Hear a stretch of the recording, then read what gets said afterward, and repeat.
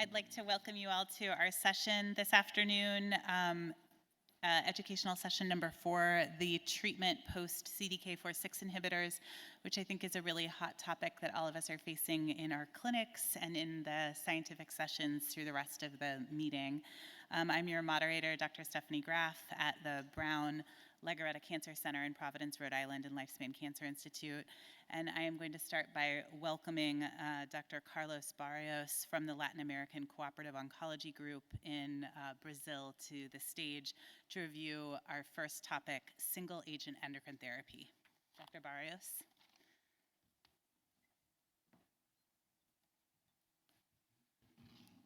Thank you, Stephanie. Thank you to the organizing committee for the very kind invitation, and thank you all for being here.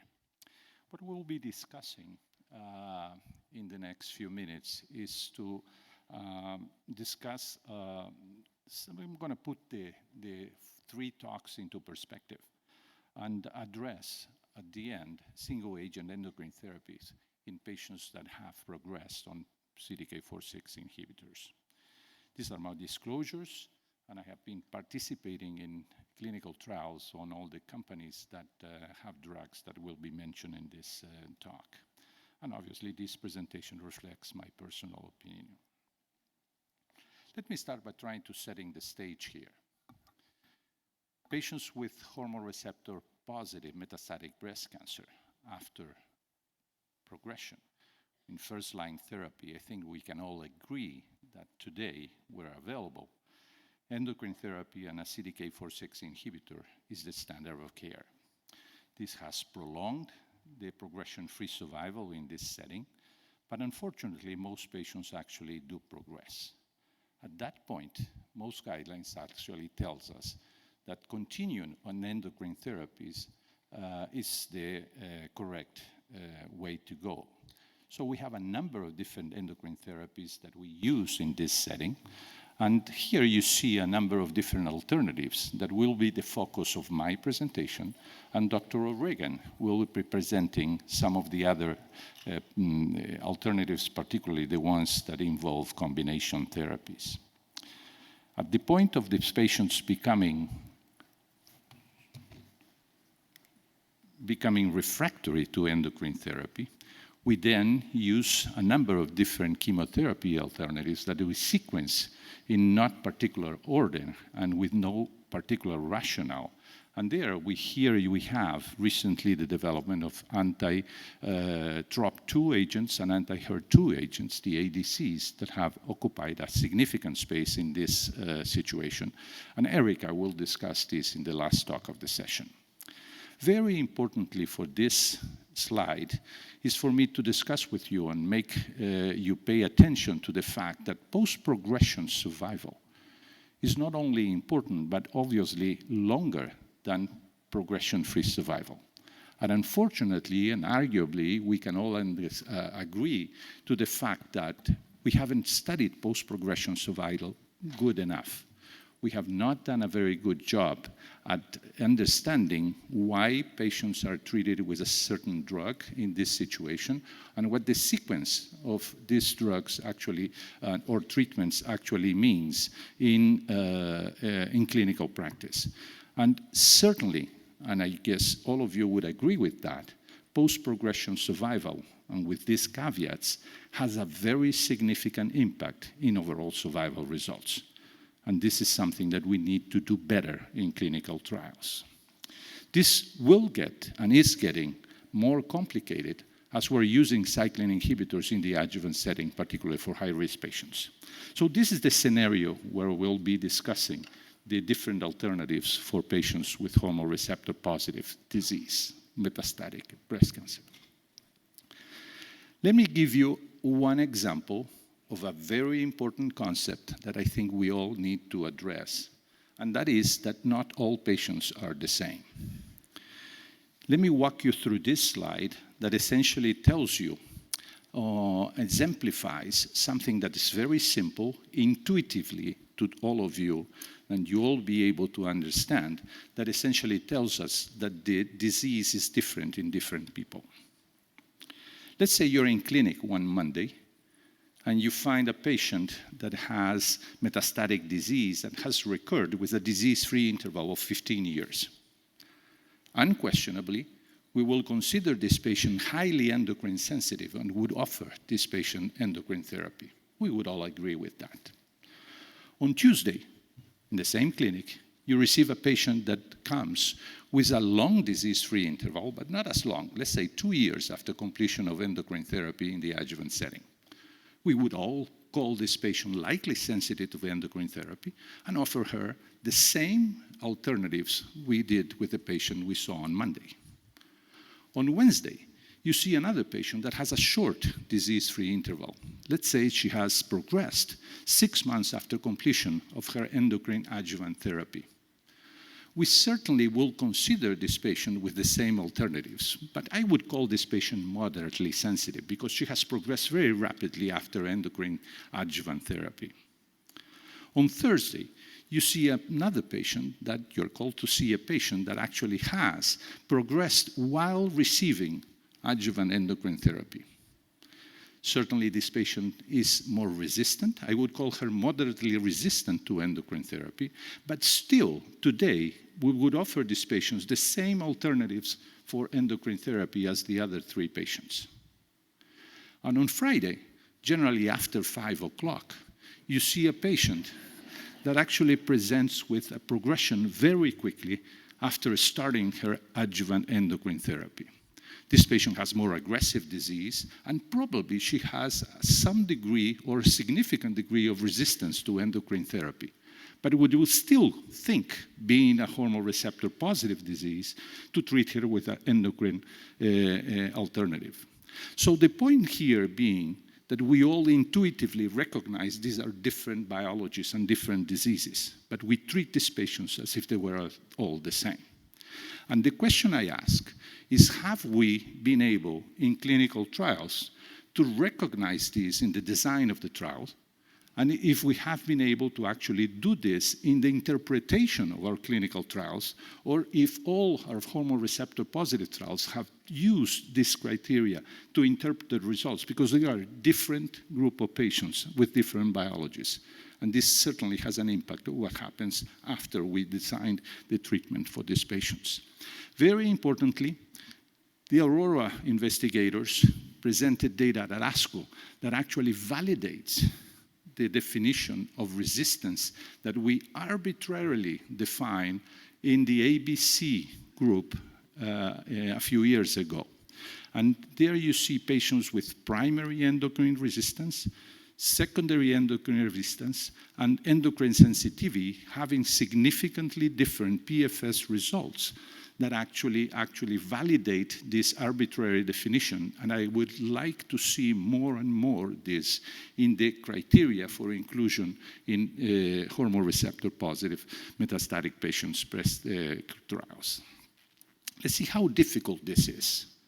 These are the ESMO guidelines that were published 2 years ago, and essentially tells us what they recommend in order to manage these patients. But however, this is recent information. This already in the last 2 years being challenged by a number of different trials and informations. For example, the indication of initial chemotherapy has been challenged by the right choice result. The issue of maybe following these patients and treat them before progression by detecting ctDNA changes in the PARA-1 trial. Essentially, we have been able to suspect, at least, some data that suggests that continuation of cyclin inhibition could be something we do beyond progression. And certainly, new alternatives in terms of biomarker detection, ESR1 mutations are not included in this, and the AC development was not included in these recommendations as well. So this is just to show you how rapidly this field is evolving and how outdated some of the guidelines can be. So we need to be very attentive to this fact. Very importantly, biopsying the patients in the metastatic setting is extremely important.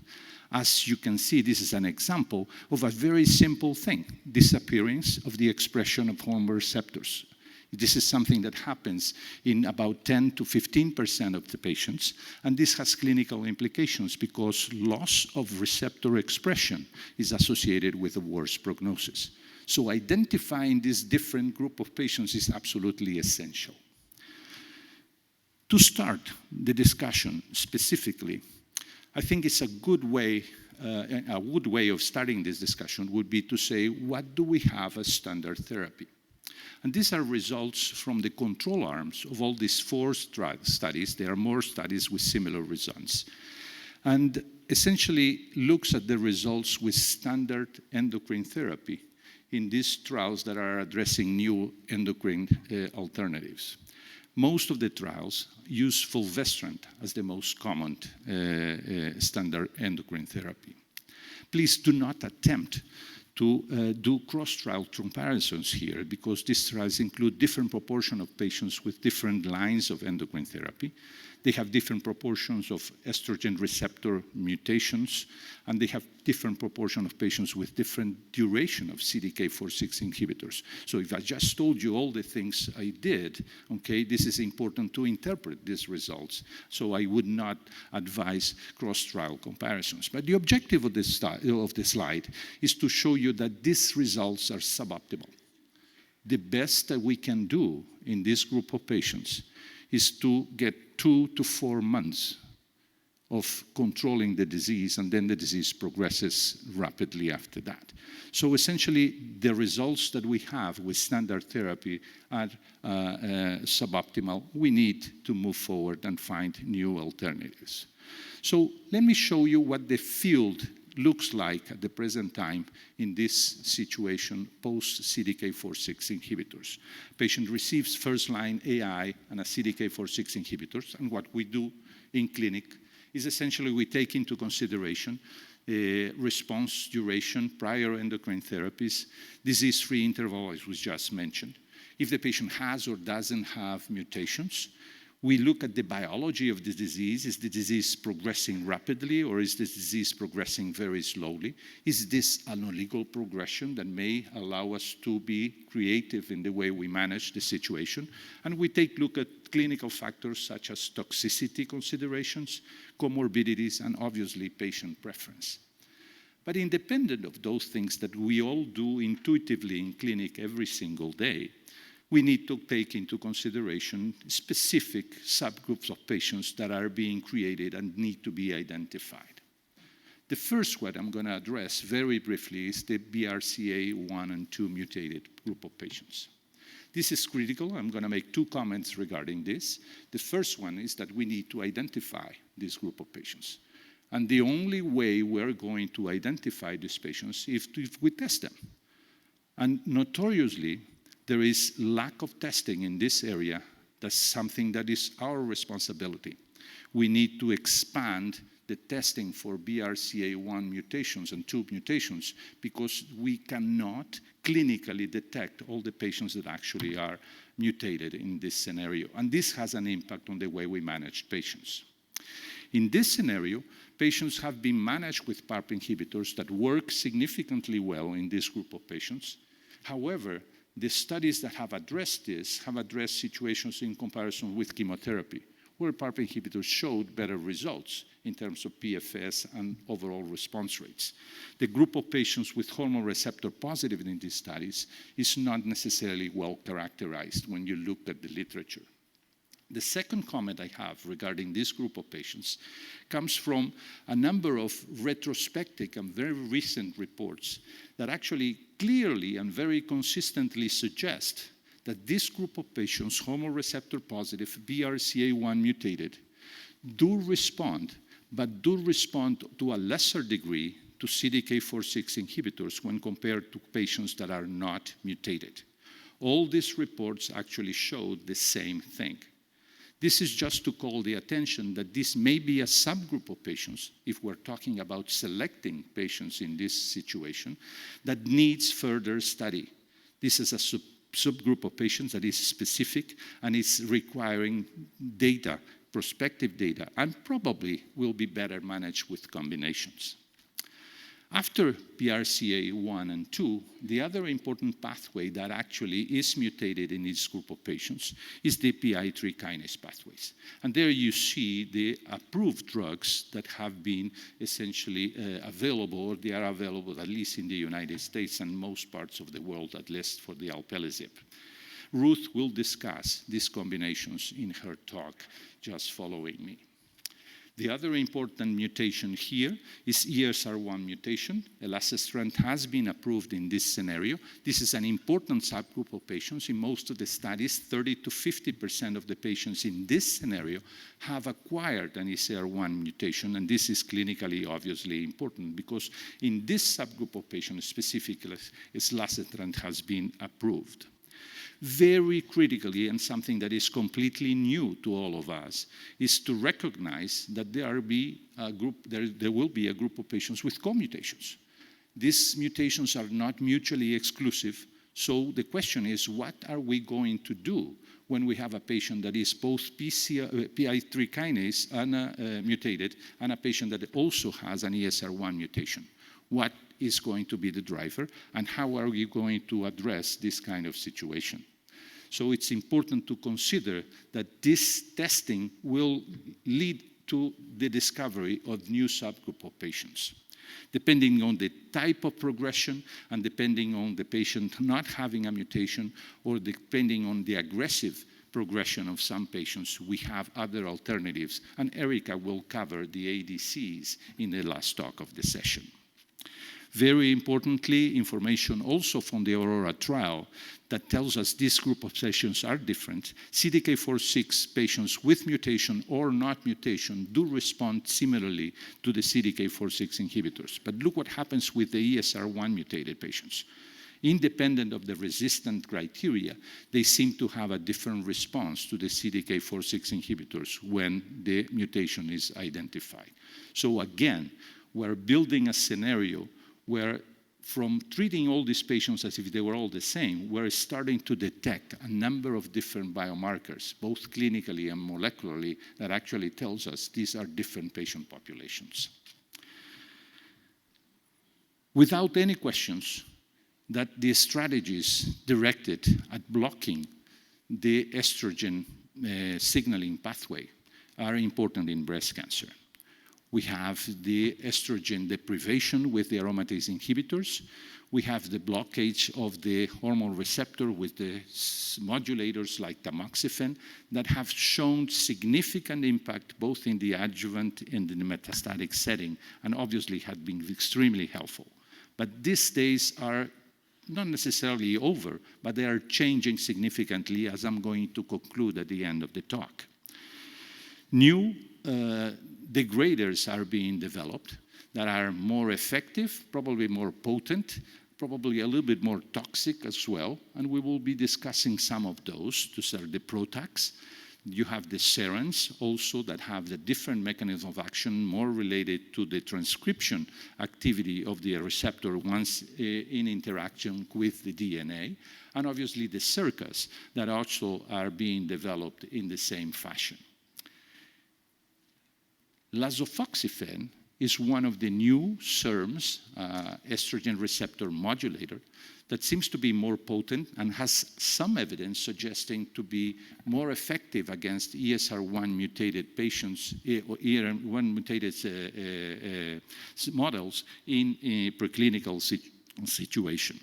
ELAINE-1 is a phase 2 trial that actually compare lasofoxifene with fulvestrant, and you see there a non-significant 2 months PFS result with more patients at 6 and 12 months free of disease, but not significant results.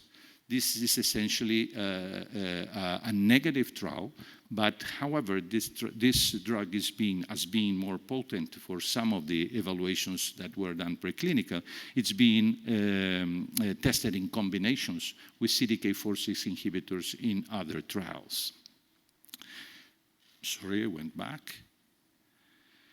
The most elaborate and ready trial in this arena, you all know, is the EMERALD trial.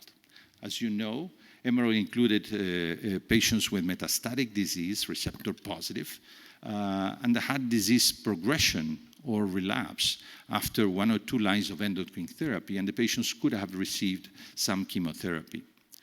Patients were randomized 1-to-1 to receive elacestrant or investigator choice of endocrine therapy, and there you have fulvestrant and the aromatase inhibitors.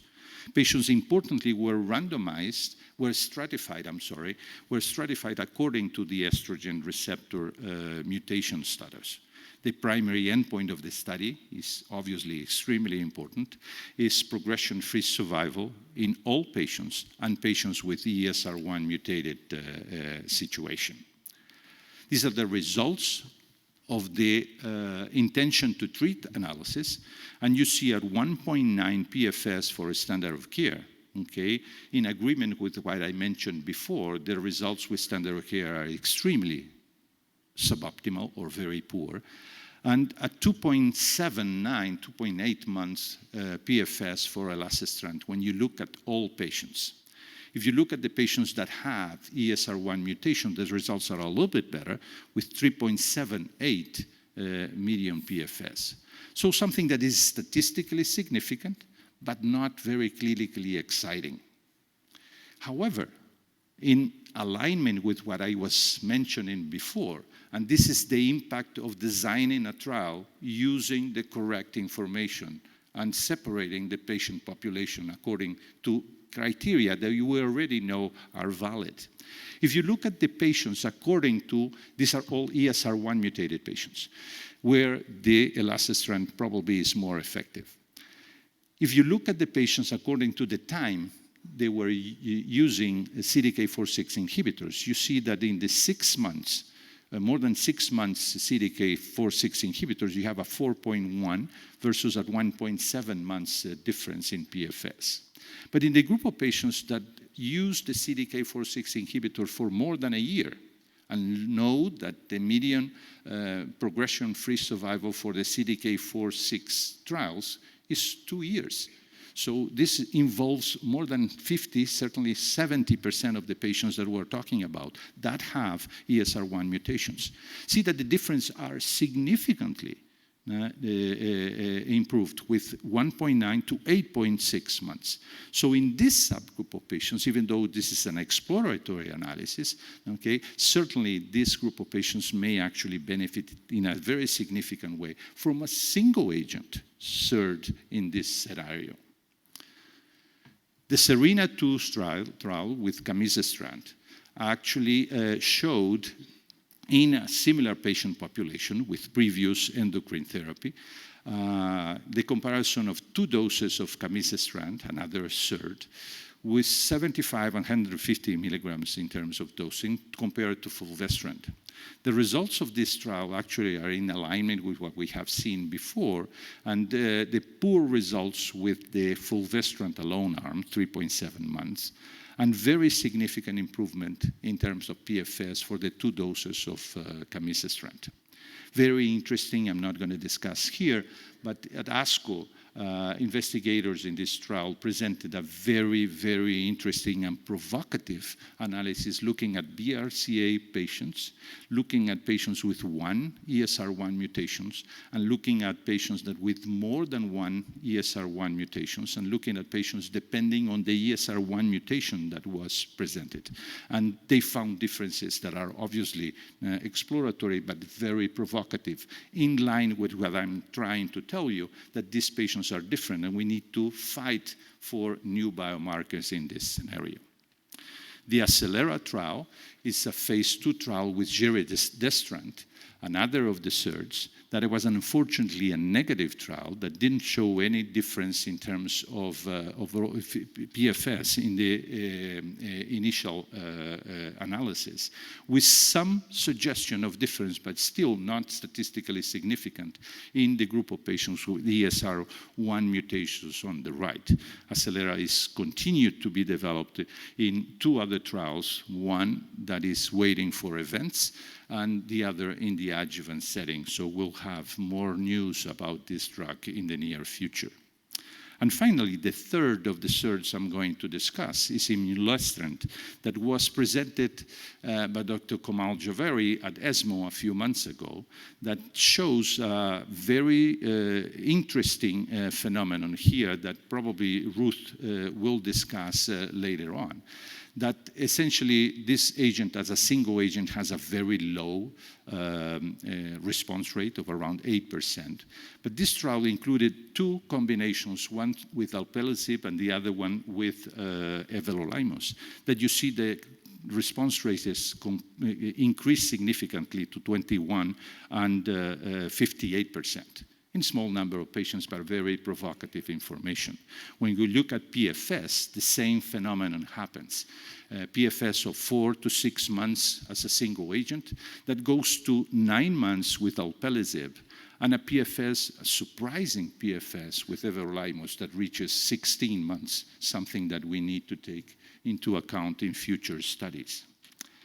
So challenges with these new SERDs following CDK4/6 inhibitors in general.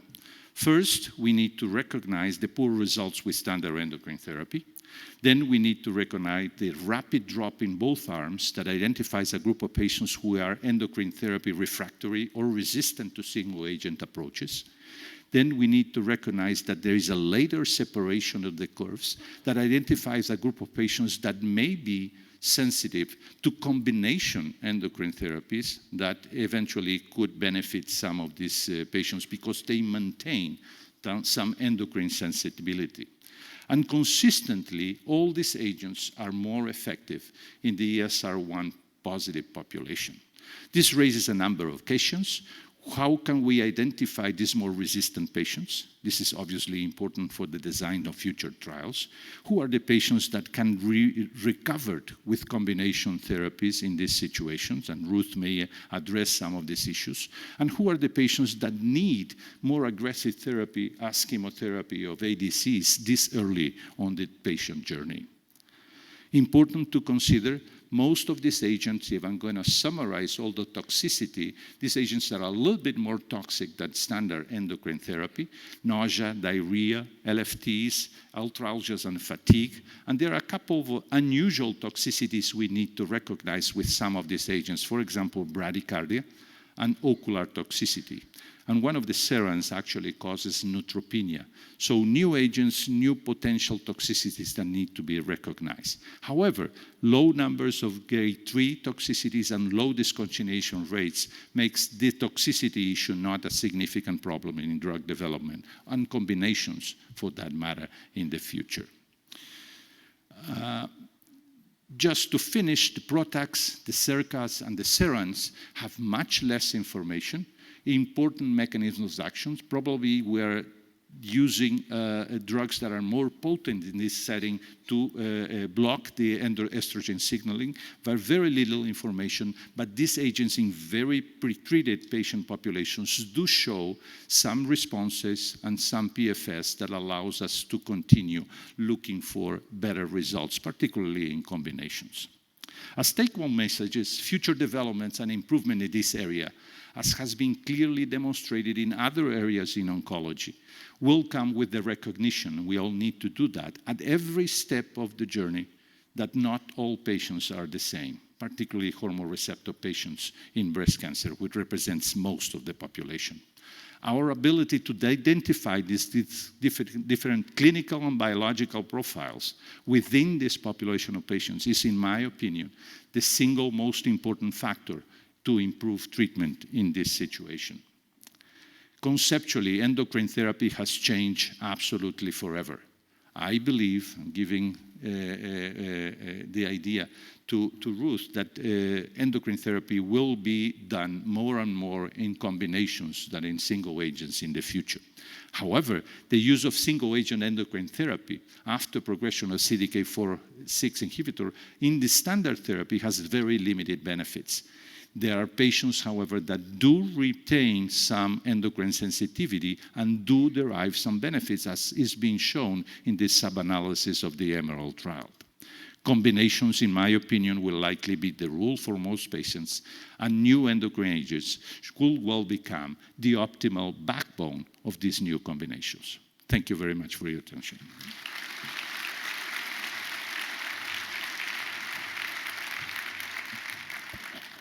Thank you, Dr. Barrios. I'm going to hold questions for the end because the three presenters in our patient advocates presentations are going to build on one another. I do want to remind you that you can use the app to submit questions electronically, and of course we'll take questions at the microphone at the end. Our next presenter, Dr. Ruth O'Regan, is from the University of Rochester in Rochester, New York, is presenting combination endocrine therapy following progression on first-line therapy. Well, thank you, Stephanie, and thanks to the organisers for inviting me to present on this topic. I feel like I got the easier bit of this, I think, overall, but I think Carlos did a great job setting this up. So these are my disclosures. And I think Carlos kind of touched on this, but I think when we think about treating patients in the second line or even third line with metastatic hormone receptor positive breast cancer, it's really all about the genomics. So this is an analysis of a large number of metastatic hormone receptor positive breast cancers where they looked for alterations in key genes. So I'm just going to focus on the ones that are most relevant to us. So like with pretty much all breast cancers, P53 mutations are common. And we heard a bit about PIK3CA mutations already. About 40% of hormone receptor positive breast cancers have PIK3CA mutations. The important thing about both of these is that they're present at diagnosis, so they're not acquired. In contrast, as Carlos was talking about, ESR1 mutations are acquired as patients are exposed to endocrine agents. In addition, ERBB2 mutations can be acquired. That's a very exciting area. And also AKT1 can be acquired as well. So when we think about those patients that Carlos was referring to, I think when we see them in the clinic, checking genomics and working out kind of what's driving their cancers is super important. So I think what a lot of us do is tend to get tumor genomics on the biopsy from the diagnosis of metastatic disease. And then we recheck genomics in circulating tumor DNA at disease progression, looking for those acquired mutations, ESR1, ERBB2, and AKT1. I think because PIK3CA mutations are not acquired, you can test for them on primary tissue if you have no other option. It's not something that we do very often, but it is an option. And then I think determining the combinational partner to put with endocrine therapy based on the presence or absence of these genomic alterations is what we are now doing. So I'm going to divide this talk into two areas, and again, Carlos kind of touched on some of this. First of all, patients whose tumors have no actionable genomic alteration. So we'll talk about CDK4/6 inhibition, switch or through progression, and also mTOR inhibition. And then we'll focus on the actionable mutations, which of course are PI3 kinase or AKT inhibition, HER2 inhibition. And then I'm just going to very briefly touch on some combination trials going on with oral SERDs, because Carlos already showed us some of this. So this is the trials, the randomized trials that were done in the second-line setting for patients who did not receive a CDK4/6 inhibitor in the first-line setting. And as you recall, ribociclib, abemaciclib, palbociclib were all basically added to fulvestrant in these trials. And what you can see here is that there is a significant improvement in progression-free survival, ranging from 5 to 8 months across all of these trials. The difference in number, I think, reflects, as Carlos was saying, the number of patients really with endocrine-resistant disease. And overall survival also, as you can see, numerically improved with the addition of these CDK4/6 inhibitors to endocrine therapy. Just to point out here, the Mona Lisa 3 study here, this is only the second-line patients, which is why the survival is not statistically significant. So the question is, do all patients need a CDK4/6 inhibitor in the first-line setting? Well, many of you are probably are familiar with this trial, the SONIA trial, that was presented at ASCO this year.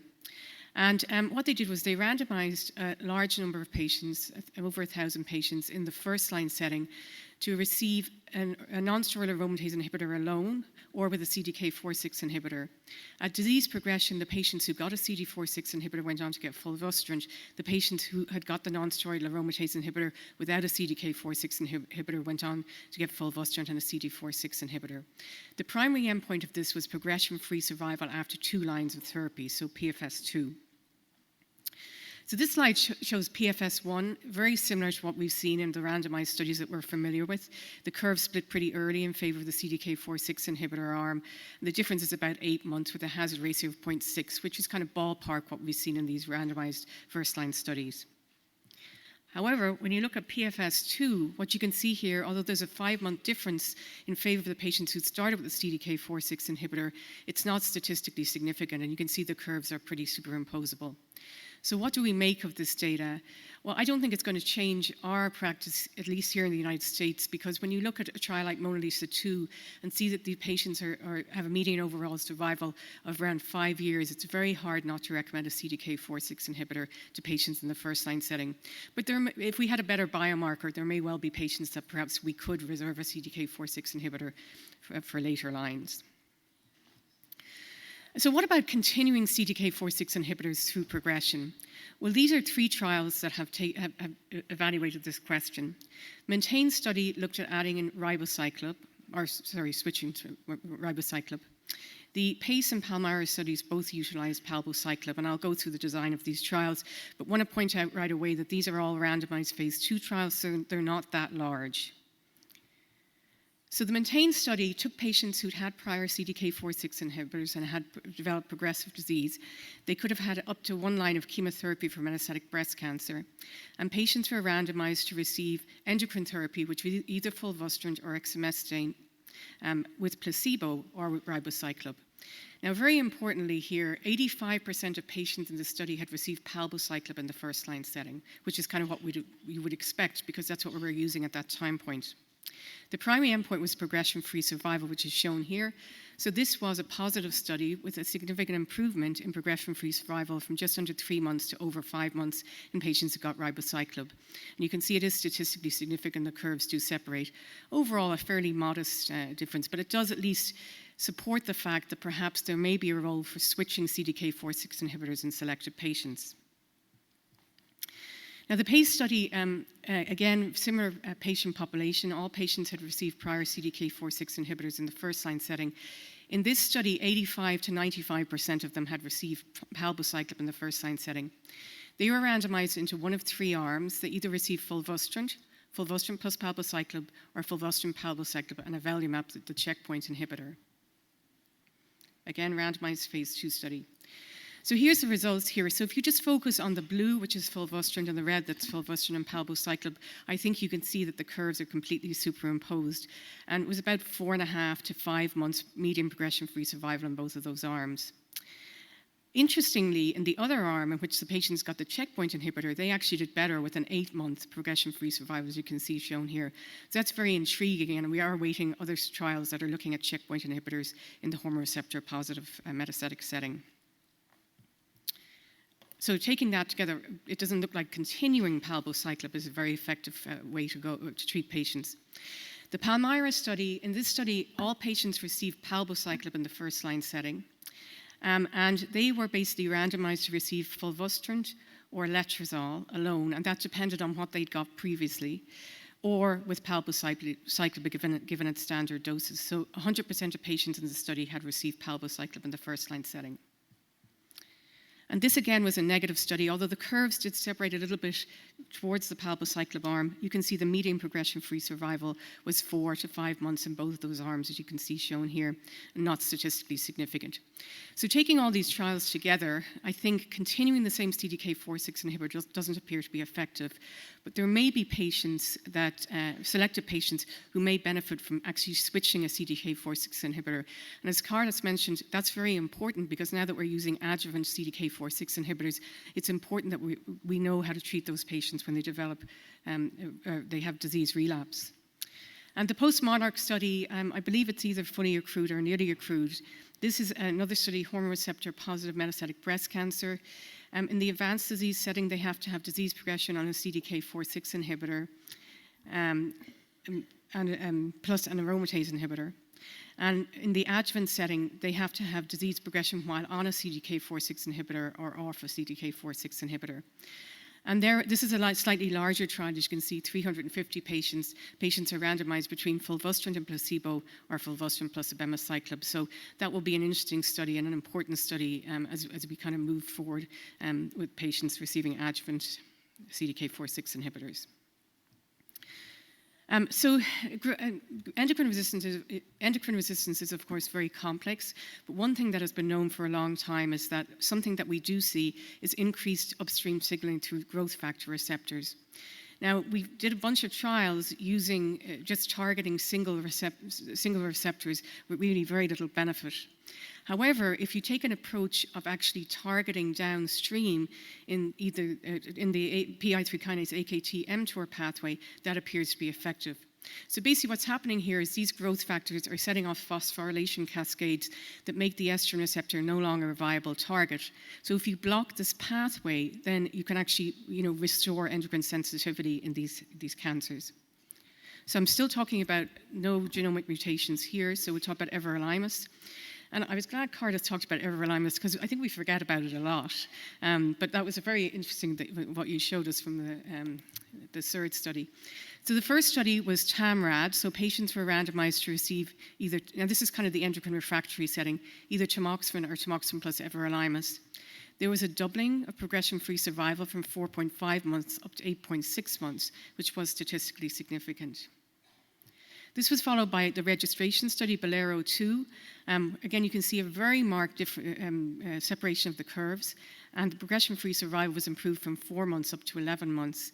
And the hazard ratio was 0.36, as you can see shown here, and highly statistically significant.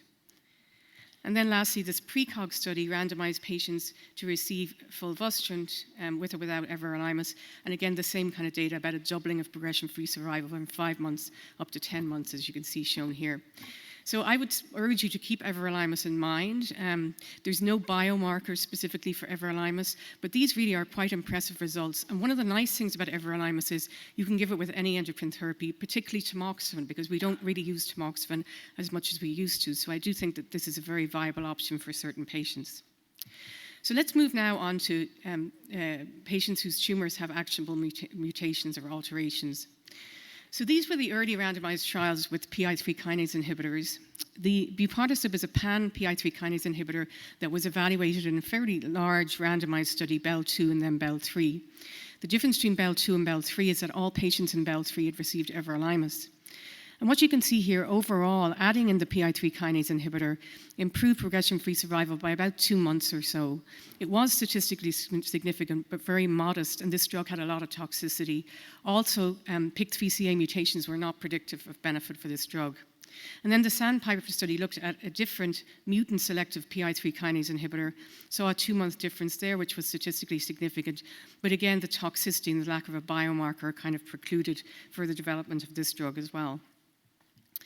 But then we had alpelisib in SOLAR 1, so I know you're all very familiar with this study. So these were patients with pre-treated hormone receptor-positive metastatic breast cancer.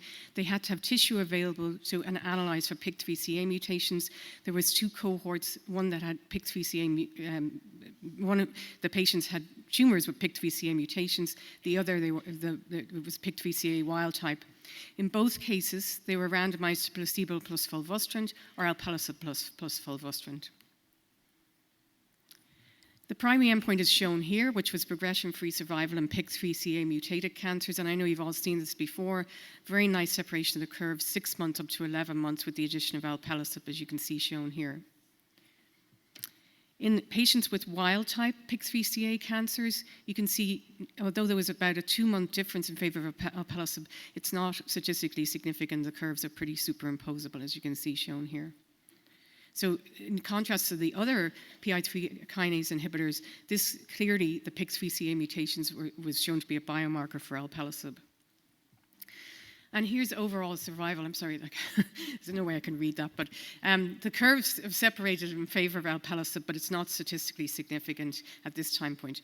I didn't put up slides about toxicity with this agent, but I think if any of us have given it, it can be kind of a bear. Certainly in terms of hyperglycemia, we all had to become endocrinologists giving this drug. So I think, I think there may be better PI3 kinase inhibitors out there. Just to mention, in SOLAR, only about 5% of patients had received prior CDK4/6 inhibitors.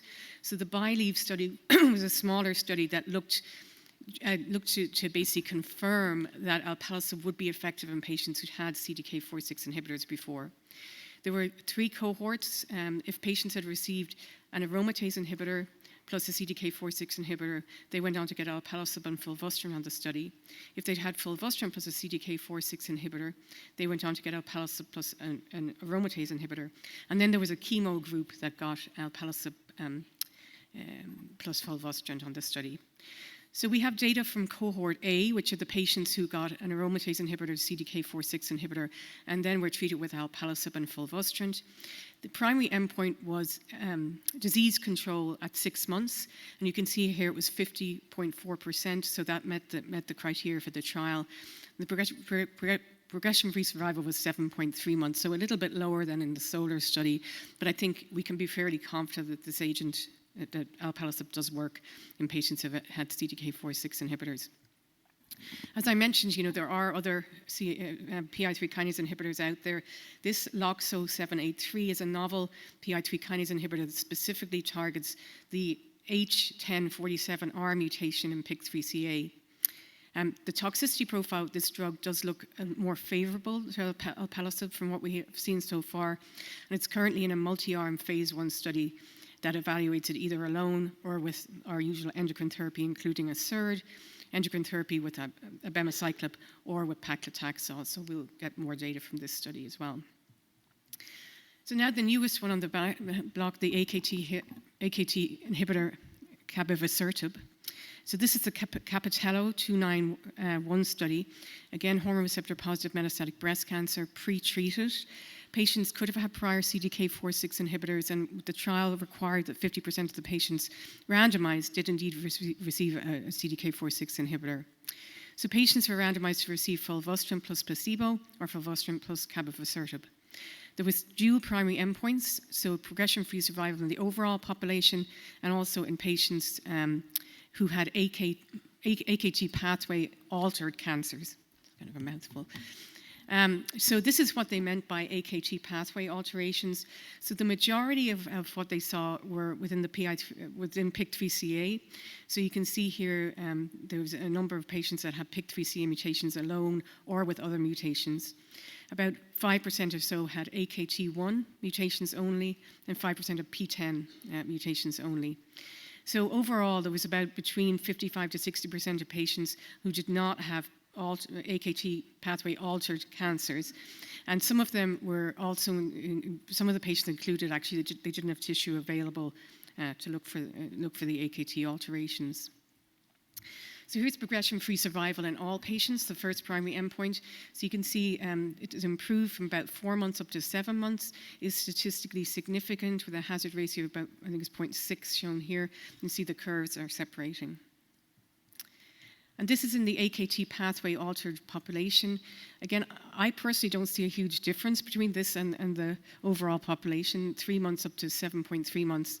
But as you know, the FDA only approves this drug for patients whose cancers have alterations in the AKT pathway. Here's just a look at overall survival.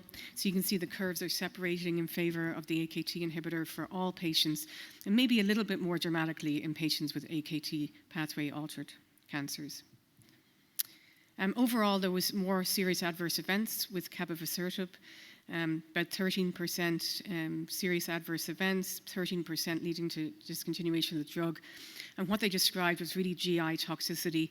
The good news is it appears that hyperglycemia is not as significant a problem with this drug as it is with alpelisib. So again, very exciting. I think one of the questions here is, if somebody has a PIK3CA mutation in their tumor, do you start with this or do you start with alpelisib? I mean, that's one of the questions I think that we'll need to address. So just 2 other areas, just to very briefly mention. This is actually very interesting, I think. So I think, as all of you know, you can get mutations in ERBB2. They are seen in hormone receptor positive metastatic cancers. It's rare. In this analysis, it was only 7%. But interestingly, almost all of them are acquired, which is why I was saying that, this is something else you should look for in ctDNA going forward. Interestingly as well, they appear to be more common in lobular cancers for whatever reason. So some very pivotal preclinical data that came out of WashU basically suggested that neratinib was effective in these ERBB2 mutated cancers. So here's just an analysis that was just just published from the SUMMIT trial. The SUMMIT trial is a multi-tumor trial looking at ERBB2 mutated cancers. This is looking specifically at patients who had hormone receptor positive, HER2 negative breast cancer, but who harbored an ERBB2 mutation. And what they did here was they randomized patients to receive either fulvestrant alone or fulvestrant plus trastuzumab. And then they were able to cross over to a triplet, which was trastuzumab, neratinib, and fulvestrant. So what you can see here is that none of the patients responded to either fulvestrant alone or fulvestrant plus trastuzumab. There was no response at all. And the median progression-free survival was about 4 months on those arms. However, when they crossed over, so in this group here that received fulvestrant plus trastuzumab, when they crossed over, they did see a patient that had a partial response, so it's a very small number of patients, obviously.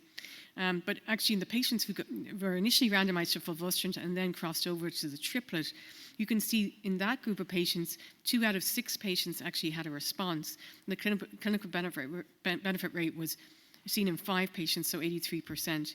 And the median progression-free survival in that group was 9.5. So again, this is obviously needs confirmation, but it is definitely worth looking for ERBB2 mutations. And if you do see one, thinking about a neratinib-based HER2 approach is supported by this data. I'm not going to go into this in any detail because Carla's kind of touched on this, but all of the SERDs are being looked at in combination with either CDK4/6 inhibitors or in combination with PI3 kinase, AKT, mTOR inhibitors. So you can see that the different trials that we'll be waiting for.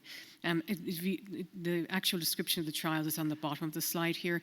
I certainly can't read it, but hopefully you can read it later. But I think this is going to be a very interesting approach. So just to summarize, so I think, therapeutic decisions following progression on endocrine therapy and CDK4/6 inhibition should be made based on genomic analysis of tumor or ctDNA. For PIK3CA mutated cancers, we now have 2 choices, as I mentioned earlier, alpelisib and capivasertib. How we're going to sequence them, I think it's going to be interesting to see real-world data with capivasertib to see if it is less toxic than alpelisib. If the patient does not have actual mutations, switching CDK4/6 inhibitor is reasonable in selected patients, fairly modest in the MAINTAIN study. But don't forget about everolimus, because everolimus really, I think, when you look back at those curves, they really are quite striking. And I think we're pretty good at giving this drug now because of using the steroid mouthwash. And just to set Erica up, the sequencing that we're kind of been talking about today, and Carlos was talking about, as he pointed out, will likely be impacted as the antibody drug conjugates move up in the treatment plan. So this is just NCCN guidelines. Again, I'm sure you've all seen these multiple times, but they break it down into patients who have a lot of visceral disease versus those that just have disease progression. For the ones that just, and again, Carlos kind of talked about this, the ones that have disease progression but really aren't in big trouble, thinking about combinational endocrine therapy approaches makes sense. If they are in trouble, going to chemotherapy or antibody drug conjugate makes sense. And then lastly, this is the combination of endocrine therapy that NCCN recommends, which is pretty much what we cover today. So thank you very much for your attention.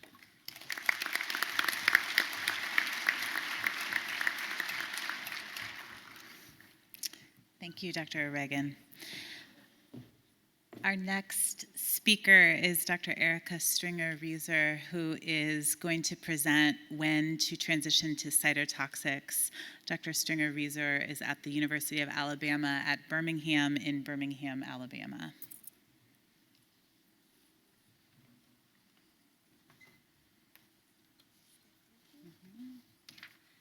I'm going to ease this mic down because I didn't wear my stilettos this afternoon. All right. Thank you so much to the conference organizers, Stephanie, our moderator, our advocate, Abigail, and my co-presenters, Carlos and Ruth. These are my disclosures, and today I will talk about what do we do in patients beyond endocrine therapy backbones. What's next? What's the future? So we do know that advances in endocrine therapy have certainly improved in hormone receptor positive, HER2 negative breast cancer. And beyond these endocrine therapy backbones, patients have improved with their progression-free survival, their overall survival, as well as their quality of life. But endocrine resistance is almost inevitable, and it certainly continues to remain an unmet need. Most patients, once they progressed on these endocrine therapy backbones and targeted therapy, will undergo at least 4 to 5 metastatic systemic chemotherapy treatments. And you can see that denoted in the hormone receptor positive breast cancer cohort there in the orange bars. If we look at NCCN and their recommendations for patients with hormone receptor positive, HER2 negative, endocrine refractory disease, you can certainly see that there continues to be a preference of systemic therapy in the first-line setting. We don't, again, want to forget about testing our patients for germline mutations and evaluating if they are eligible for BRCA1 or 2 blockade with PARP inhibitors, because utilizing targeted therapy, again, improves progression-free survival, but also certainly has an improvement in quality of life in our patients. Now, most recently, over the last year, we've noticed that second-line therapy has now moved towards single-agent chemotherapy and is now looking at these antibody-drug conjugates, because we now know that they are a more effective way of delivering chemotherapy to a targeted cancer cell. So, for instance, if you're looking at HER2 low disease by IHC 1+ or IHC 2+, in those patients, you may want to think about trastuzumab deruxtecan as a preferred agent. If those patients are not eligible for trastuzumab or have HER2 zero disease, sacituzumab govitecan would again be another preferred option. And continued thinking beyond that third line, looking for genomic testing for some of those rare mutations like tumor mutational burden high, MSI high, NTRK, and RET, which now all have targeted therapies for those patients. So as we move towards utilizing some of these smart drugs, such as these antibody-drug conjugates, we want to think about how we can target these tumors in a more specific way. So ADCs are localizing to the target of the tumor cell, and they're binding to this antigen on the receptors on the surface of the tumor cell. They internalize into the tumor cell, combining the ADC as well as that antigen receptor, and then next, those lysosomes inside of that cancer cell will help degrade that ADC. Furthermore, when that degradation occurs, those cytotoxic modules will then attack particular parts of the DNA of the tumor or the microtubules, and that will induce apoptosis in the cancer cell. We also know that some of those cytotoxic payloads now cause membrane permeability in the cancer cell, and when those membrane permeable cytotoxic agents are released out of that cancer cell, it can go and affect those nearby tumor cells, neighboring tumor cells, called the bystander effect, and induce tumor death. So trastuzumab deruxtecan received this FDA approval in the treatment of hormone receptor positive, HER2 negative breast cancer. And trastuzumab deruxtecan utilizes the monoclonal antibody trastuzumab, utilize a stable cleaver bound to the payload of topoisomerase 1, which is something new, which we haven't used before in the delivery of breast cancer treatment. Now, we are really familiar with trastuzumab deruxtecan and the data from Destiny Breast 01 and Destiny Breast 03, which shows progression-free survival in HER2 positive 3+ IHC or FISH amplified metastatic breast cancers. But interestingly, they also noticed a subgroup of heavily pretreated patients with HER2 low metastatic breast cancer who also gained benefit in progression-free survival by using TDXD. This led to the randomized phase 3 study of TDXD in HER2-low metastatic breast cancer. So patients were eligible if they had HER2-low disease by IHC 1+ or IHC 2+. Again, this was utilized in centralized testing. Patients were also allowed to have 1 to 2 prior metastatic systemic chemotherapies in that setting, and also deemed by the investigator to be endocrine refractory with no other endocrine options available. Patients were randomized in a 2-to-1 fashion to the ADC every 3 weeks versus the control of the physician's choice, single-agent chemotherapy, with the endpoint of progression-free survival. Interestingly, the cohort was stratified by factors, which include central testing of the HER2, also 1 to 2 1 versus 2 lines of prior chemotherapy, and/or hormone receptor positive disease versus hormone receptor negative disease. And for the patients who had hormone receptor positive disease, they evaluated had they had prior exposure to a CDK4/6 inhibitor. So if we take a good look at those baseline characteristics there, on average, patients were the age of 57. You could also see that there were patients that were over 60% of those patients were HER2 1+ by expression.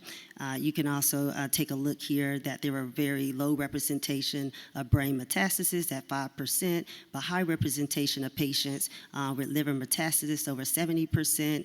And the other important note to take home from this is that most patients, over 70% of patients, had exposure to CDK4/6 inhibitors, and most patients had a median exposure to 2 lines of systemic chemotherapy in a metastatic setting. So taking a look at that primary endpoint of progression-free survival, you can see a doubling of the median progression-free survival in the TDXD arm, especially in the hormone receptor positive HER2-low cohort. But you can also see this translated over to all patients, both hormone receptor positive and hormone receptor negative HER2-low. Additionally, you can see benefit in overall survival, here again favoring TDXD over single-agent chemotherapy.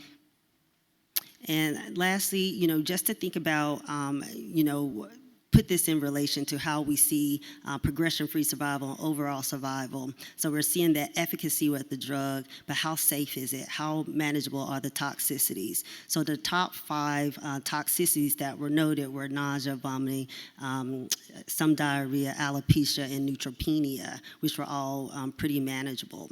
And, if you look at the TDXD arm, about 8% of patients discontinue due to a rare but potentially fatal side effect of interstitial lung disease or pneumonitis.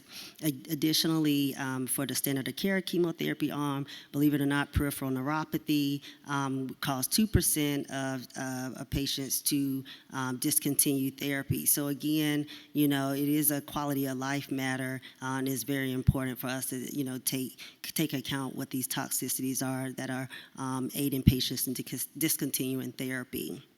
And in the adjudicated information that we received on the study, about 12% of patients did have interstitial lung disease or pneumonitis with 3 fatalities. So, this is certainly a side effect that we want to identify early. And when we identify it early, we want to know how to manage it.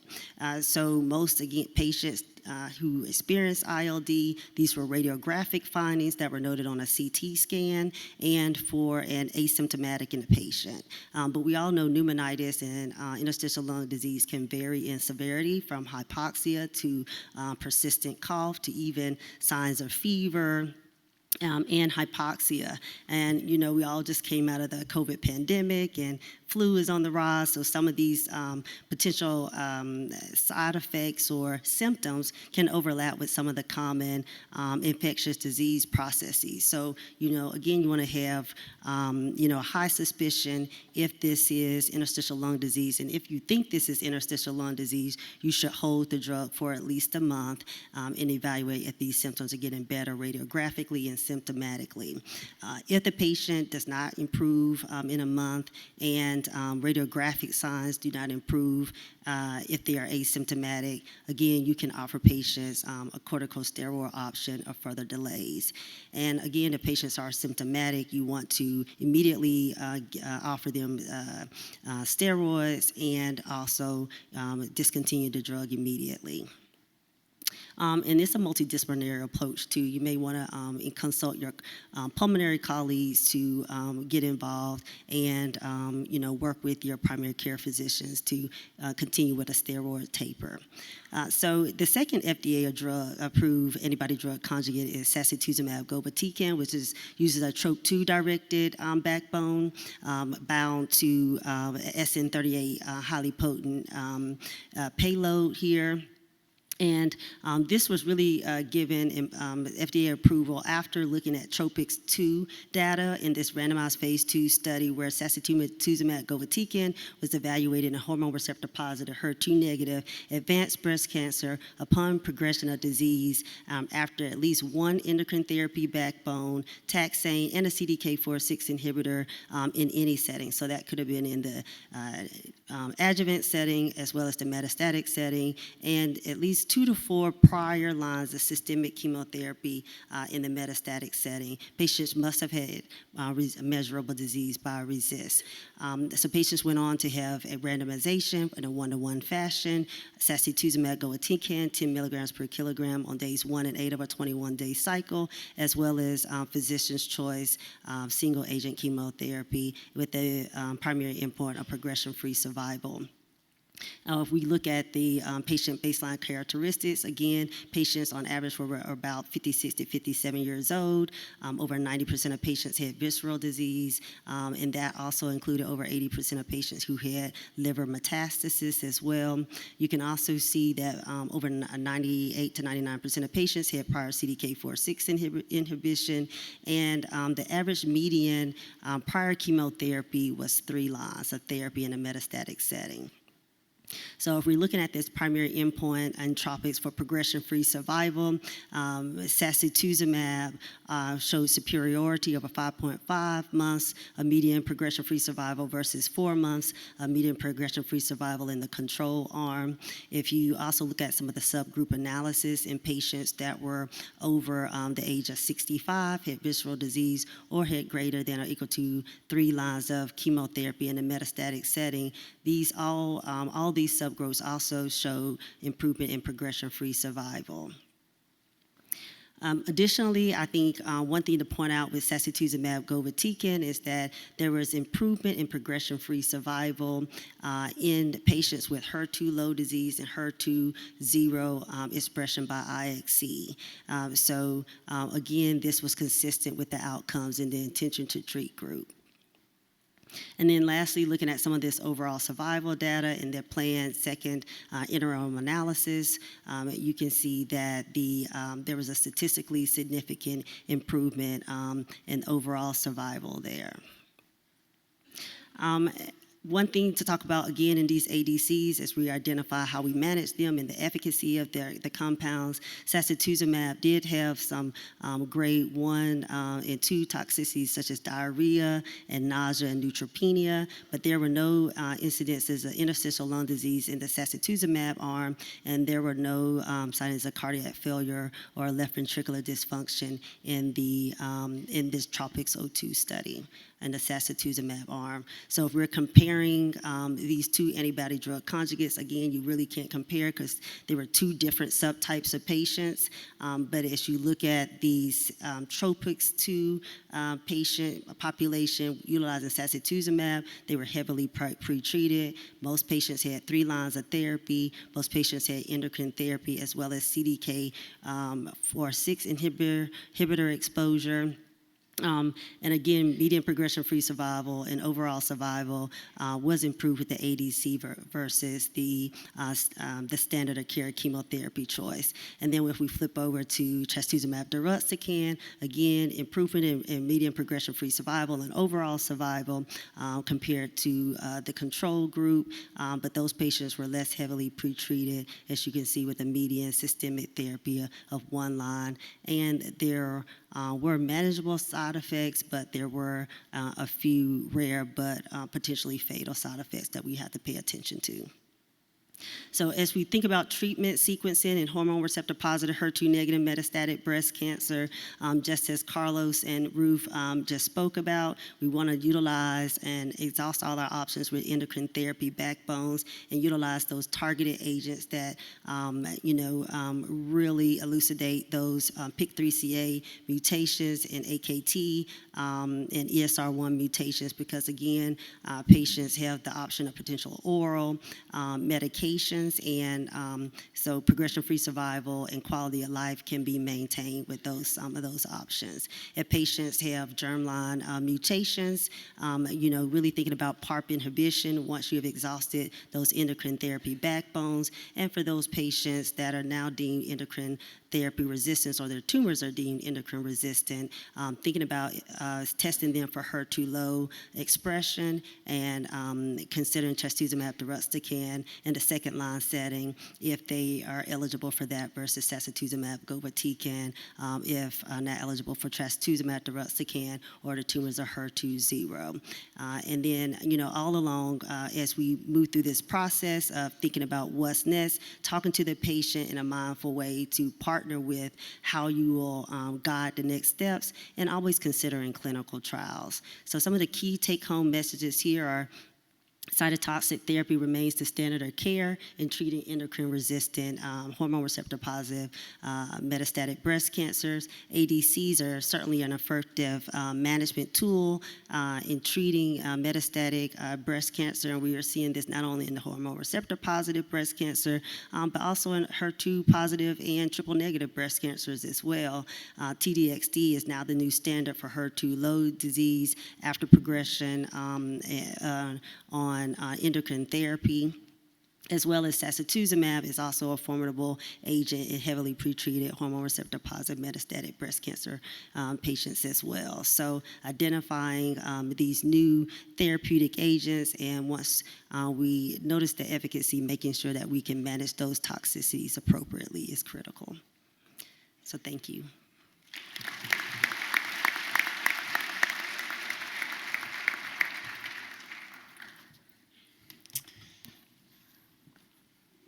One of the best parts of the San Antonio Breast Cancer Symposium is the inclusion of patient voice, and we are honored to have Abigail Johnston as our patient advocate representing surviving breast cancer in Orlando, Florida, and we've invited Abigail to present several slides commenting on the presentations you've seen today, after which we will open to questions. Abigail.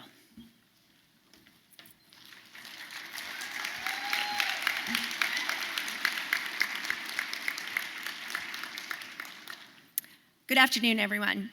As Dr. Graff shared, my name is Abigail Johnston, and I have been living with metastatic breast cancer since 2017. I'm so grateful to be here today and appreciate Dr. Graff and the other presenters' willingness to adjust their time so that I had a chance to speak, truly demonstrating that they respect and appreciate the role of patient advocates. I am personally on my 6th line of treatment, which is a vaccine clinical trial, and I have been prescribed and taken all of the CDK4/6 inhibitors. The longer I get into subsequent lines of treatment, the harder sequencing decisions get. These are my disclosures. Yes, it's okay to say "aw." They are pretty amazing boys. Liam is 10, Malcolm is 8. They are mine. They were in the process of turning 4 and 2 when I was diagnosed. My boys have never really known me not as a cancer patient. But each of you speaking here at this conference, you have a slide of your disclosures. Those things that might affect your perspective, calling attention to the potential for bias. Patients don't come with these slides. But there are things in the background. There are biases, there are perspectives that affect all of our treatment decisions, other than efficacy and side effects, which arguably are the first 2 and the most important things that patients do think about.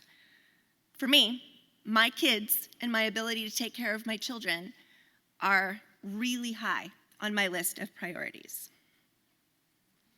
So in preparation for attending San Antonio, I went through all of the many binders of my medical records over the past 6 years and discovered that conservatively, since my de novo diagnosis of MBC in 2017, I've had to make approximately 193 treatment decisions.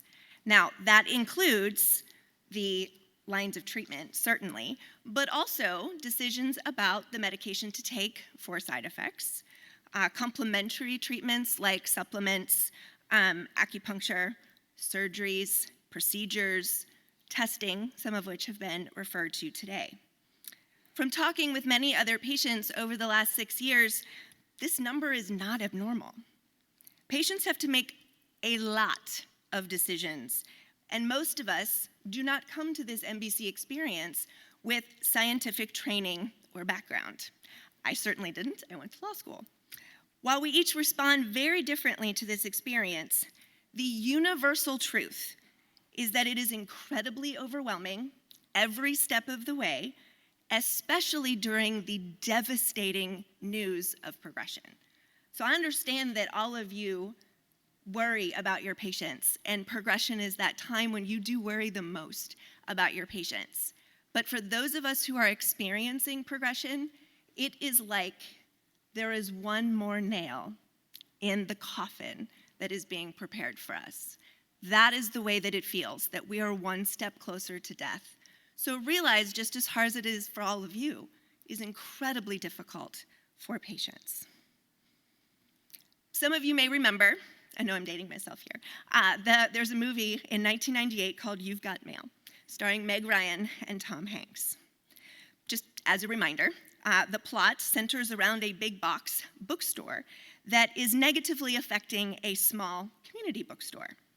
The Tom Hanks character provides justification for the closure of this neighborhood institution by saying it's not personal, it's just business, which is countered by Meg Ryan's character's perspective that whatever else anything is, it ought to begin by being personal. Healthcare decisions are some of the most personal decisions a person will ever make. And the more people in healthcare, not just you all as the clinicians or researchers, but the more people who embrace this concept of things being personal, the easier it is to meet patients where they are in making these decisions. So since my own diagnosis, I have had the privilege of working with a variety of amazing clinicians and researchers, some of whom might be here, and I'm going to review some of my own modifications to a few treatment decision models in a moment, but I first wanted to address 3 questions that I have never been asked. Yes, even though I have had the opportunity and the privilege to consult and work with stellar doctors, none of them have asked me about those important things that affect my decisions. Second, how I like to make decisions, or 3, how I learn. I believe these 3 categories color the decisions that patients make more than any of you are aware of. It is my suggestion to each of you, a somewhat strong suggestion, that each of you would consider adding these questions to your repertoire and considering carefully the responses as you decide how to present options to patients. At the end of the day, each of us humans have a need to feel heard, and even small steps in this direction can pay dividends. So, in my opinion, every patient you see will fall somewhere along this spectrum. From those who simply want you to tell them, this is what I recommend, and they say, yes, thank you so much, and I will take that medication, all the way to those of us who need every little tiny bit of information that you can provide to us, as well as why you are making those particular recommendations.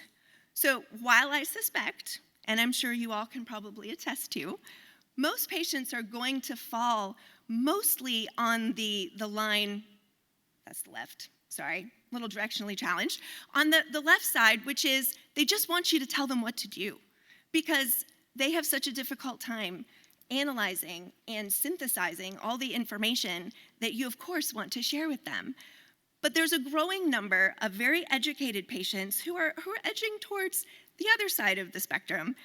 And knowing where your patient falls, knowing how they want to make decisions with you as their partner, can help you adjust how you're going to share information based on their preferences. That enhances your ability to set expectations, to provide the necessary information to assist your patient in making these decisions, avoid misunderstandings, and in the long run, improve a patient's acceptance of their own decision. So, you're probably all familiar with the shared decision-making model of working with your patients to assist them in making treatment decisions. I realize it's a whole lot smaller than I realized. But I think you can see on here how I've interspersed some notes about how you are sharing this information within the framework that your patient needs. And let me give you an example. I am an auditory learner. I learn best when having multiple significant conversations with multiple healthcare providers in order to make the best possible decision that I can. It's not so helpful for someone to hand me a stack of papers to read. It's not so helpful for someone to just give me the links to the trials to read. I can, and I do, but what's the most helpful to me is having a robust conversation with a variety of doctors, helping me see things from different perspectives and put the puzzle together. That's an example of how you might apply some of what I am talking about. Here's another, this is more of an interpretation of the shared decision-making model, the share approach. And some of you may be familiar with that. I've also adjusted and added some notes to this approach, highlighting the need to ask your patients how they best receive information, what information they need, and who else might be included in that decision-making process. And so one of the things that I think could be extremely helpful is including other disciplines like palliative care that might be able to provide some suggestions on managing those pesky side effects. Also, social work, because there are many other people that are affected by the treatment decisions that your patients are making. Every person in their orbit, in one way or another, is being affected. Social workers will have some of the tools to help patients manage that. All right, so just some other items and food for thought. Consider developing a list of patients that are willing to talk to a patient who's been prescribed the same medication that they have already taken. You have those patients on your roster, those people who have a desire to help others, those people who have a desire to share those experiences. And if they consent to you providing that information to a subsequent patient, you don't have a HIPAA issue. So consider developing relationships with these longer-term patients who have been on a variety of medications so that they can help patients as they are prescribed a different medication. And watch out for the people who are diagnosed de novo. Those of us who did not go through early-stage breast cancer treatment are typically unfamiliar with chemotherapy, other than talking to other people or what we might see out in movies or on social media, because people have perceptions that are based on far more things than the information that you are sharing. I can personally tell you that I know dozens of people diagnosed de novo who swear up and down they will never do chemotherapy. And that is something that they may have to adjust to at a certain point. And so watch out for those patients, because I believe you're going to see, whether overtly or not, a different type of resistance when you are recommending the possibility of chemotherapy. You also need to be really aware that patients may make decisions about treatment based on how your staff treats them. A lot of times, we have to deal with people who are making appointments without talking to us first. who are making our lives much more difficult. And so understanding that patients may have really complicated relationships with your staff, that may mean that they may make choices very differently. And so soliciting and understanding how your patient is doing in terms of managing their interaction with the healthcare system, this would be a piece of information important for all of you to know. I think it's really important. You've heard today how these sequencing decisions, there is no definitive answer. We are in, to a certain extent, an area where there's all kinds of ideas, and perhaps we're gathering all kinds of data that would help us go in one direction or the other. But at the end of the day, what you are giving to your patients is your opinion, is your best educated guess. And so developing a relationship with your patients of trust, where when you say to them, I really believe that you need to try capivasertib, and this is really important, but I can't give you the data on why that's my recommendation to you. There may not be data available except perhaps your clinical experience or perhaps what you believe the science is telling you about the biomarkers that your patient has. When you have demonstrated and developed trust with your patients on small things like managing side effects or helping them get to their treatment appointments easier, resolving things with your staff, etc., you develop those relationships, your patients will trust you when it comes to the big decisions, when maybe all you have is a gut feeling, a really good gut feeling, but just a gut feeling. And also don't forget that financial issues and insurance coverage creates a lot of barriers to the information that you need to make good decisions. And one area that rises to the top for me as I was listening to the presentations earlier is how important genetic testing is. I carry a germline ATM mutation, and that is something that we discovered as part of my own diagnosis. And so understanding that it really is vital to have this information, it's really important, but a lot of patients don't have access to genetic testing for one reason or another. So this is my last slide, and my last reminder to all of you that patients have responsibilities and people depending on them outside of cancer treatment. As I often reiterate to the various members of my team, one of my core values that I protect pretty intensely is that I fit cancer and cancer care into my life, not my life into cancer care. Whatever treatment is chosen by your patient, because at the end of the day, the patients are the ones who are making these decisions. And then they have to live with the day-to-day consequences of that treatment, and those consequences extend far beyond that individual patient. The more you seek to understand the specific patient sitting in front of you, the better they can hear, not just listen, hear your recommendations and make the best decisions that they can make for themselves and their loved ones. Thank you for allowing me the opportunity to speak with you today.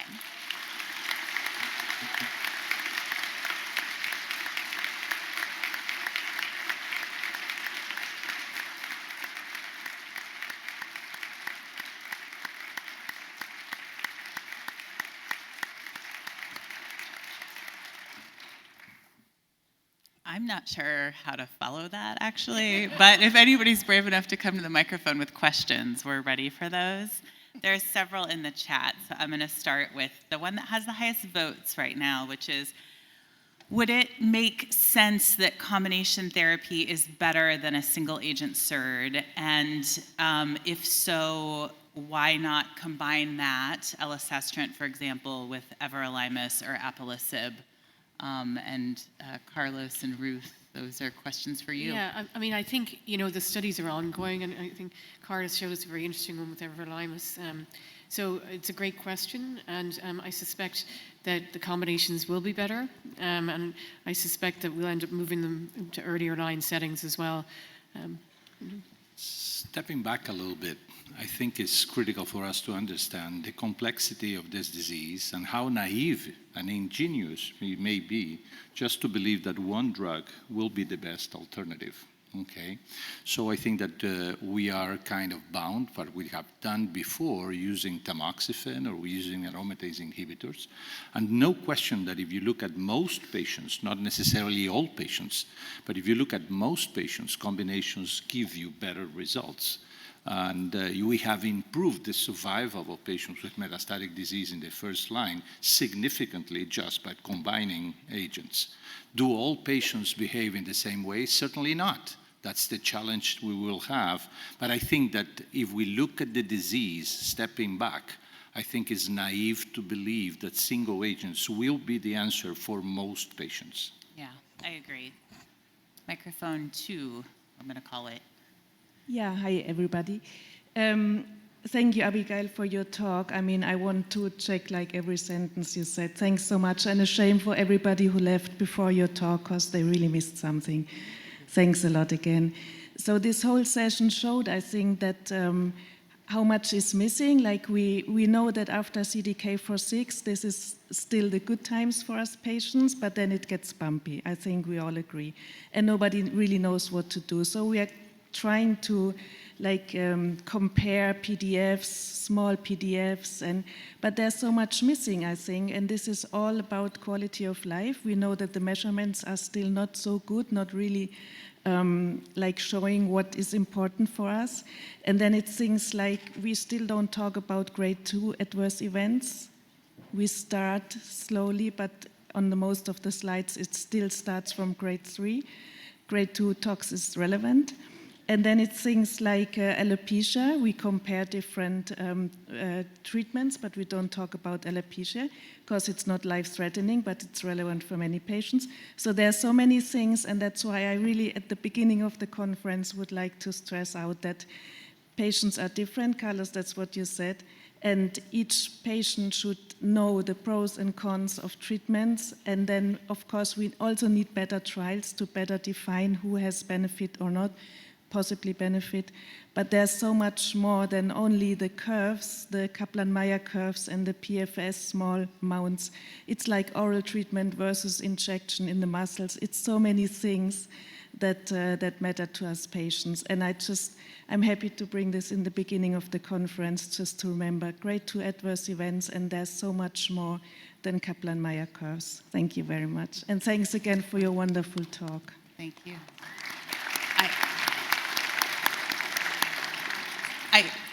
That was more of a statement than a question, so thank you. I'll say that in my own practice, I find myself saying that we're right now in the messy middle often, that I think what our current list of options is for second-line hormone receptor positive is not where we're going to end up. It's just where we are. Just to follow on Eva's comment, I think that this gives me the opportunity that I think that after we come back from a conference such as this, we all have some memorable moments that we kind of remember. And I think that your statement, calling attention to some things we need to take into account in our everyday life with every single patient, is something that is commendable and will be in my list of memorable things from San Antonio this year. Thank you. Microphone number 1 here. So I'd like to ask the panelists, there was some interesting slide shown, I think it was the PACE trial, showing a suggestion that avelumab may be beneficial later on. What role, if any, do you see for bringing in IO in second or later lines in hormone receptor positive patients who possibly test positive for TMB or PD-L1? mean, I can start, but obviously I'll pass on to the others as well.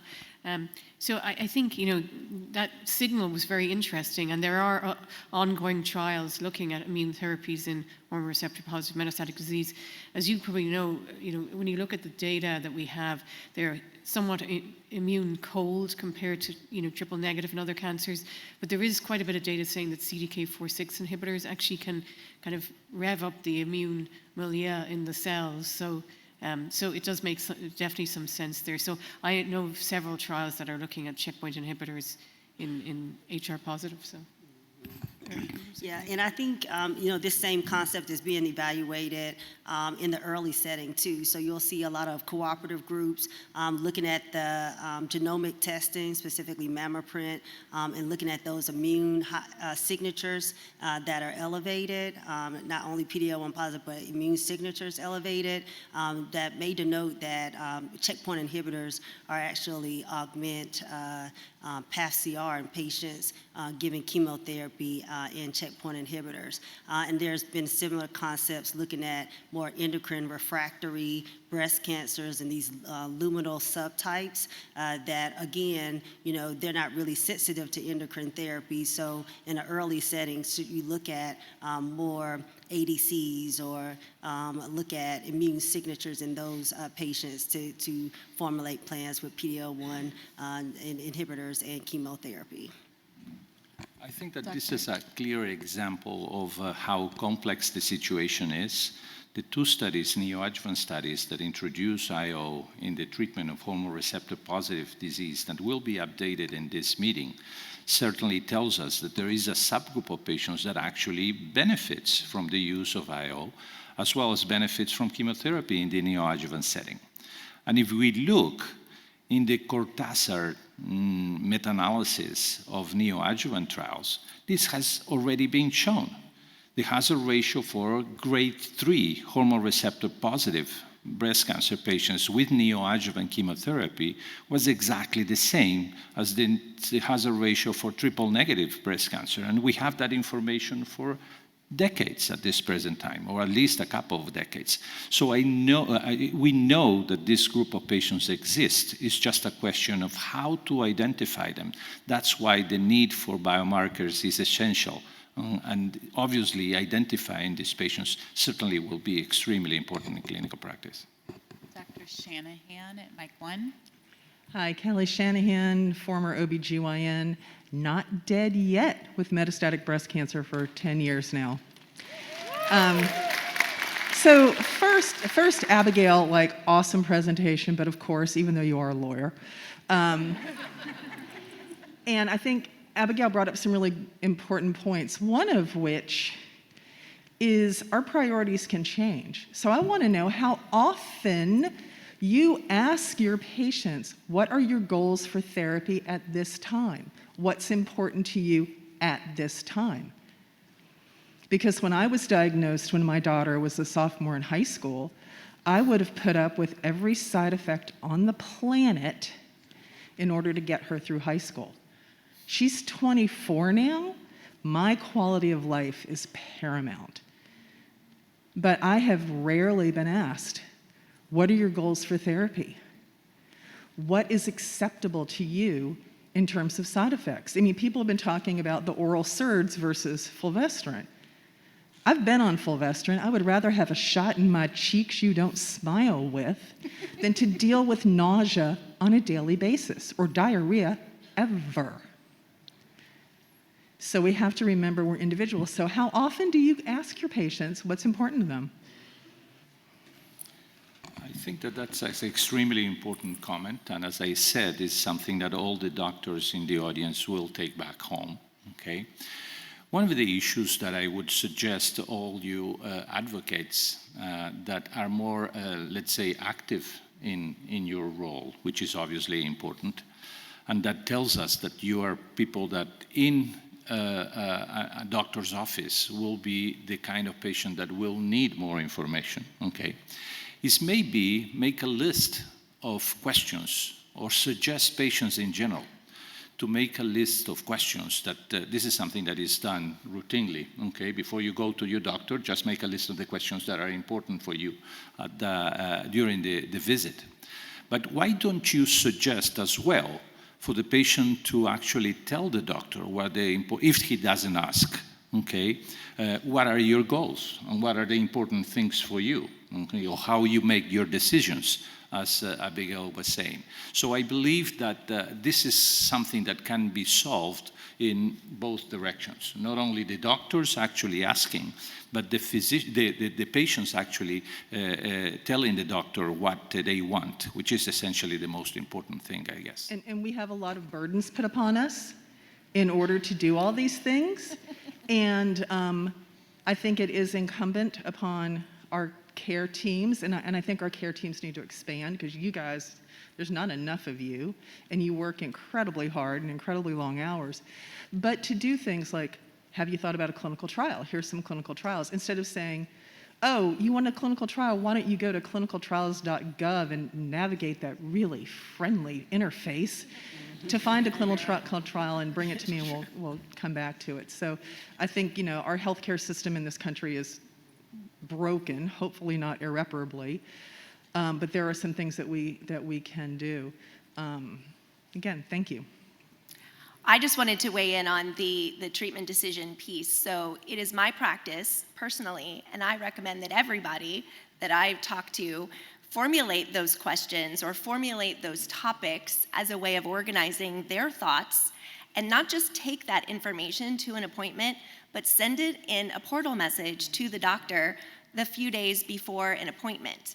I come from a background in trial litigation, and so I would often have clients come in the day before a trial or the day before something really important and tell me something for the first time, or ask me a question for the very first time when we had been prepping for something for months. And so I understand from the professional perspective, I would far rather have a couple of days to think about those topics that a client would want to talk about in a meeting. And so I think it would be an excellent idea for you as clinicians to say to your patients, hey, here's a great way of prepping for our appointments. I'm going to prep for our appointments by reviewing the literature, by reviewing the most recent clinical trials, by reviewing your chart. Here's how you can help me prepare for our appointment. Formulate those questions or those topics or those ideas and send it to me 3 to 5 business days or the day before or whatever interval. But I think that ask, yes, it's putting a burden on the patients. I absolutely agree with you, Dr. Shanahan, and there is an unconscionable amount of pressure that is put on us as patients, and we have far less training and input than all of you. But if you treat your patients as partners and you talk about, this is how I prepare for our appointment, here's how you can prepare for our appointment, here's how you can help me prepare better for our appointment, and suggest to them that they send this information to you ahead of time, I believe that can not only signal to the patient that you want to have a partnership with them, but I have a feeling your appointments will be a whole lot more organized. Mm-hmm. And I would say maybe, I don't know, one more thing that our institution has really laid the metrics out is improving nurse navigation and lay navigation. Believe it or not, we have our nurse navigators reach out to patients before visits with a physician, with new diagnoses, and with change in care management. And there are things that I learned from my nurse navigators and lay navigators that are important to our patients that I begin to incorporate into our visits. So it's a team effort, it's a community effort, engaging with the community, knowing what your patients' wants and desires are. And we got to, be willing to evolve over time. I do see that there's 2 people at the microphones, but we have another very highly voted question, and I want to acknowledge the people who submitted online as well. There's a question online about how, in light of all the emerging data about sequencing therapy, to continue to interpret the PADA-1 study, which was using serial detection of ESR1, and at the time that ESR1 became positive, switching from AI to fulvestrant. Should we be considering something like that in clinical practice, or treating ESR1 alterations with fulvestrant, given that that was a positive study?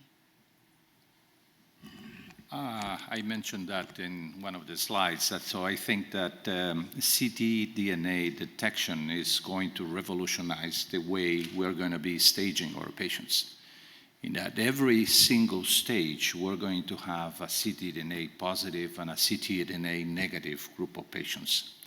The problem is that we have too many technologies that are addressing this, not all equal, not all as sensitive, not all as effective, and we don't know which technology is the best. That's the number one problem.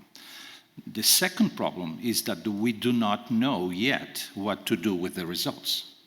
Even though the PARA trial suggests that treating these patients early may be better, and there is a strong suggestion in that regard, we need more information. So the problem we all are going to face as clinicians, probably first in the US and then in the rest of the world, is that a patient is going to come to our office with a report, with a ctDNA, and what am I going to do with this? And the question is something that all of you are going to have to face. Technology is going more rapidly, evolving much more rapidly than clinical data. So this is a problem we are going to have to deal with in the next 5 years. And commercial availability of these tests and the way these tests are approved is, in my opinion, a big problem. We're going to have to deal with this on a patient-to-patient basis. Okay, just imagine what happens with a patient having a ctDNA positive test, okay, when knowing it could be negative. So it's, do I have cancer? Do I need treatment? Do I need to change my treatment? They're all questions that probably we do not have definitive answers. So this is something we're going to have to face. I agree with that 100%. I mean, I think we'd have to get survival data to show that that made sense. We don't have it. Go microphone. Thank you. Thank you for this great session. You mentioned clinical data. My concern as a practicing oncologist is that I'm faced, and I hear even today, data based on 7 patients on neratinib and endocrine. I don't know, frankly, how to interpret that 80-some-odd% response or no response. Similarly, for some of the other, presenters that I've listened already, some big ticket item drugs getting approved based on 50-member, panel patients. Breast cancer is not like sarcoma. It's not like neuroendocrine. It is not rare. I do believe that our academicians and our researchers should really push back on these data, because I don't know what to tell my patients. I treat a lot more patients than the 7, and yet the responses I'm getting is not 84%. Thank you. I just say one thing. I mean, I think that ERB-B2 data is just really hypothesis generating at this time point, but it is kind of interesting all the same.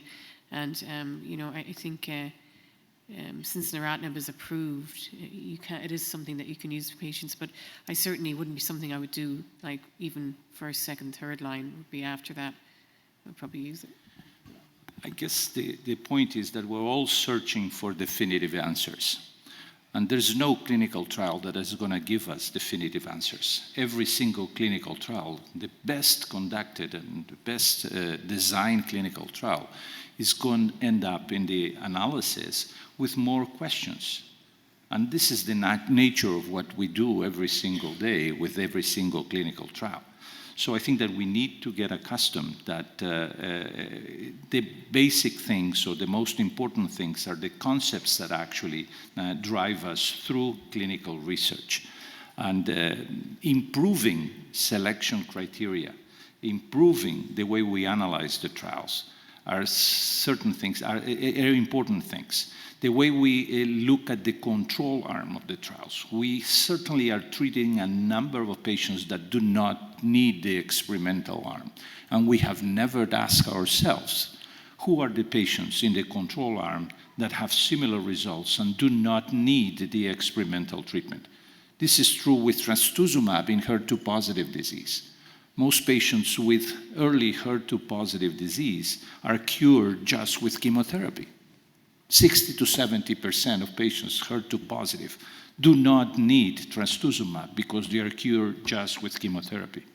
And we have never asked the questions, who are these patients?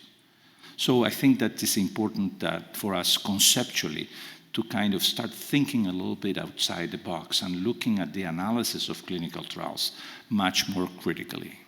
So can I maybe, I'm just going to, moderator's privilege, reframe that. In your usual clinical practice outside of your available clinical trial portfolio, beyond progression on CDK4/6 inhibitors, for your patients, you are typically offering elacestrant, alpelisib, capi, very rarely continuation of CDK4/6 inhibitor, PARP, Everolimus. and everolimus. And ADC. And is there, other than the obvious drivers, I mean, if they've got an ESR1 versus an AKT versus a PIK3CA, how are you deciding? I don't think we've really kind of had to make that decision yet because capivasertib's just been approved. Now we're going to have to start thinking about that, right? Yeah. So, and I think for ESR1, I mean, the data is a little bit stronger. And again, Right. no cross-trial comparisons, I think, from SOLAR-1 versus Emerald. So I would probably go that way. But again, that might be wrong because actually they could be more hormone sensitive in the second-line setting than in the third-line setting. So we don't know. So. Yeah. I think You laid the field very completely. It's much easier for the rest of the world where maybe alpelisib is not available. Maybe it's much easier because elacestrant is not available. Okay, so I think that the way we decide is just using the clinical factors. And I have one comment that I think is extremely important for all of us. Most patients in the world will be managed without the molecular information. And whenever a molecular test was complemented by clinical data, the results were better. Again, in a complex disease like cancer, if we use the clinical data that we know works selecting different patient populations or different behaviors, okay, certainly the molecular tests are going to improve. So don't believe or don't look for something that is going to be magical and there's going to be one test that is going to tell you or give you all the answers. This response will be with combinations, and in those combinations, for selection of patients, we will have to include clinical factors that we know are extremely important. Okay, I want to honor the gentleman who's been standing patiently at this microphone, and then I want to give Abigail our final word, and then I think I'm at time. Thank you, Dan Morgenstern, Hartford, Connecticut. I wanted to pick up on a thread that I think was laid down by the last speaker at this microphone, who made a comment about oral SERDs in comparison to Faslodex, fulvestrant, and concerned about the side effect profile. But in the data presented today, we saw that with first-line CDK-based therapy, it's those with ESR1 mutations who are less apt to have those very long, durable, greater than 12-month responses, and yet that's the population of ESR1 mutations where it seems that the data is at all impressive with elacestrant. So is that sort of like, you know, from an epidemiologic standpoint, is that a drug in search of a disease in terms of the amount of patients that are actually going to have ESR1 mutation patients who are actually going to have that long response in the first line and actually derive that benefit from elacestrant in the second line? In other words, is that sort of an aberrant group of breast cancer patients? I hate to use that word for our survivors, but is it just not sort of a common subgroup, I guess I would say? I'm not sure I followed all the question, the complete question, but if I understood, is the question of how the results of elacestrant are not necessarily impressive in the initial analysis, looking at overall patients and patients with the mutations. Is that correct? In that, from our first-line CDK inhibitor data, it suggests that those patients with ESR1 mutations don't particularly respond long to their first-line therapy, as long as wild type. So Correct. how many patients are there that are ERCA1 wild type? that- I entirely agree with the comment and the issue, and I would kind of ask you to think about the possibility if this trial had been designed to treat patients with more than 24 months, which is the median treatment on a CDK4/6 inhibitors. Can you imagine the differences from 1 to 2 months in the control arm, okay, to over 8 months in patients that may have a very sensitive disease? We would be talking about the elacestrant as if it were the best thing in the world, okay, looking for other patient populations to indicate the drug.